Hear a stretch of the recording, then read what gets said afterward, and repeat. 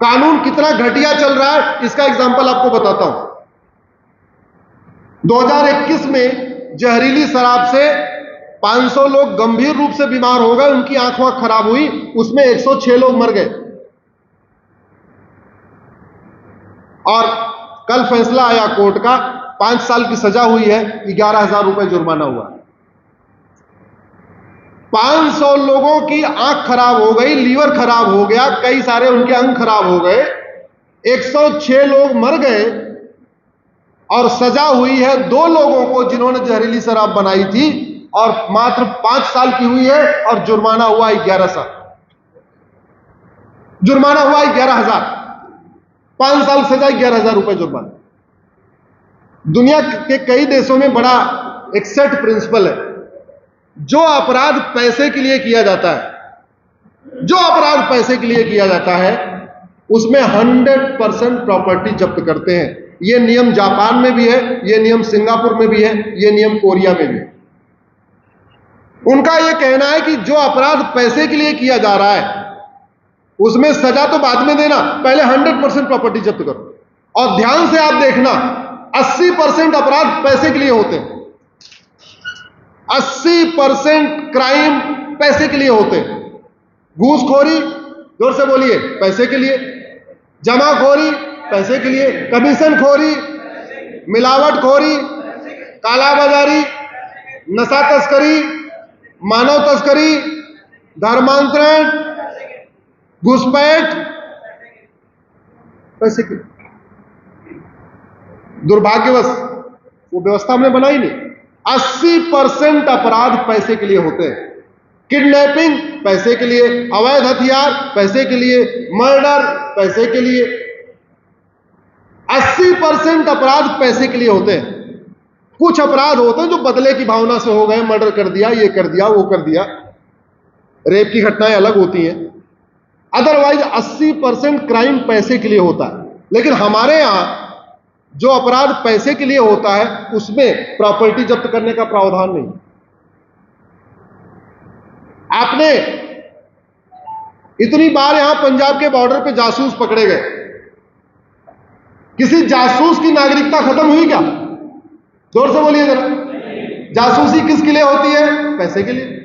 देश से गद्दारी किस लिए होती है? पैसे के लिए।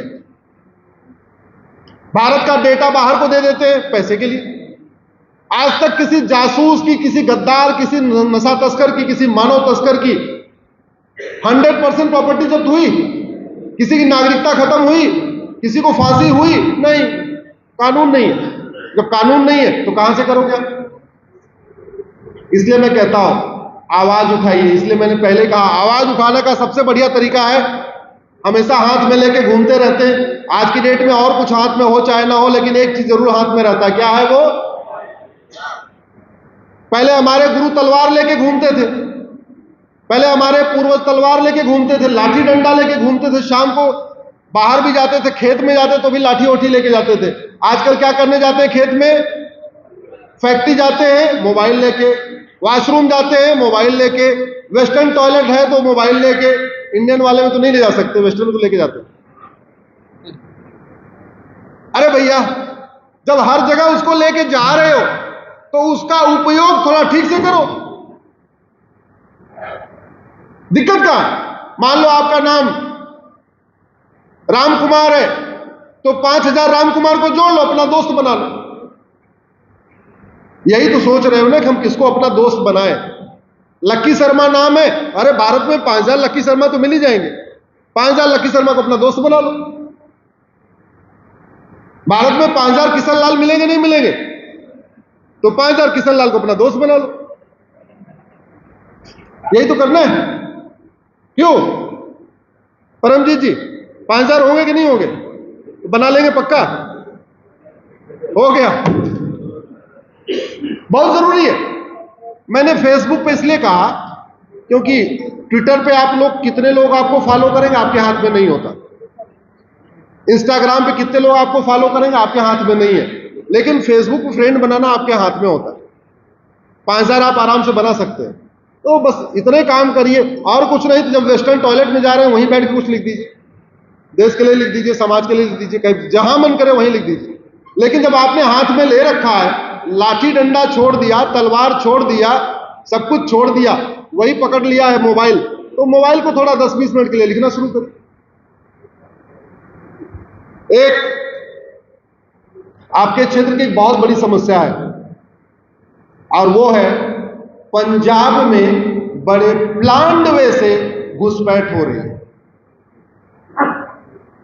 धर्मांतरण पे भी मेरी पीआईएल चल रही है, ड्रग स्मगलिंग पे भी मेरी पीआईएल सुप्रीम कोर्ट में चल रही है। ये अलग बात है, सुप्रीम कोर्ट ने सरकार को नोटिस जारी किया है। पंजाब की सरकार ने न तो अभी धर्मांतरण पे अपना जवाब दिया, पंजाब की सरकार ने अभी ड्रग स्मगलिंग पे भी अपना जवाब नहीं दिया। और तीसरी मेरी पीआईएल घुसपैठ पे चल रही है। आपकी सरकार ने घुसपैठियों के मामले में अभी तक सुप्रीम कोर्ट में जवाब नहीं दिया। मैं जितनी बातें करता हूं पब्लिक में बाद में करता हूं, पहले पीआईएल फाइल करता हूं, कोर्ट में एडमिट हो जाती है, उसके बाद उसके बारे में बोलना शुरू करता हूं। जो मेरी घुसपैठ वाली पीआईएल है उस पे भी पंजाब सरकार पार्टी है, लेकिन पंजाब की सरकार ने अभी तक यह नहीं बताया कि उन्होंने पंजाब में कितने घुसपैठियों को आइडेंटिफाई किया। पंजाब की सरकार ने यह नहीं बताया उन्होंने कितने पंजाब के जो घुसपैठिए थे उनको पकड़ के जेल में डाला, और यह भी नहीं बताया उनका टाइमलाइन क्या है, उनका टारगेट क्या है, कितने दिन के अंदर वो घुसपैठियों को आइडेंटिफाई करेंगे। आइडेंटिफाई करना तो छोड़िए, पंजाब में घुसपैठियों का राशन कार्ड बनाया जा रहा है। आपके क्षेत्र में भी बन रहा होगा, मुझे नहीं आइडिया, आपके क्षेत्र में बन रहा होगा। और डेमोग्राफी कैसी बदल रही है इसका मैं आपको चेक करने का बढ़िया तरीका बताता हूं। आपका ये लोकसभा गुरदासपुर है ना, गुरदासपुर। हाँ। आप 1999 यानी अब से 25 साल पहले 1999 की अध्यक्ष जी आप वोटर लिस्ट निकाल लीजिए गुरदासपुर की, और 2024 में अभी जो लेटेस्ट वाली वोटर लिस्ट है उसको निकाल लीजिए। आपको पता चल जाएगा गुरदासपुर की डेमोग्राफी कितनी बदल चुकी है। भाई जो जनगणना होती है वो तो 10 साल में होती है, लेकिन वोटर लिस्ट हर चुनाव के पहले अपडेट होती है।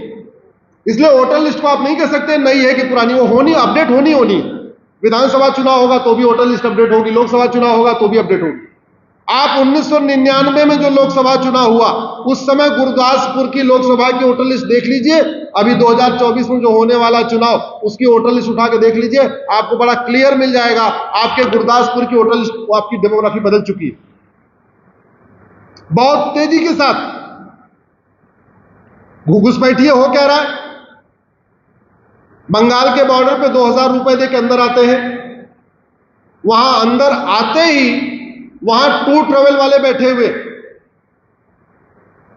वो बस में भरते हैं, अब बस में भर के कभी भटिंडा पहुंचा देते हैं, कभी गुरदासपुर पहुंचा देंगे, कभी अमृतसर पहुंचा देंगे, कभी बटाला पहुंचा देंगे, कभी कहीं कहीं पहुंचा देंगे। यहां आए, उनके एजेंट यहां बैठे हुए हैं, 2000 रुपए लेते हैं, आधार बना के दे देते हैं। जैसे एक डॉक्यूमेंट बना आधार, वैसे ही दलाल को पकड़ते हैं, 2 से 3,000 रुपए में राशन कार्ड बन जाता है। जैसे ही 2 डॉक्यूमेंट हुआ, दलाल को पकड़ते हैं नगर निगम के, वो उनको बर्थ सर्टिफिकेट बना के दे देता है। जैसे 3 डॉक्यूमेंट होता है, फिर दलाल को पकड़ते हैं आरटीओ ऑफिस वाले को, वो 3 से 4,000 रुपए में ड्राइविंग लाइसेंस बना के दे देता है।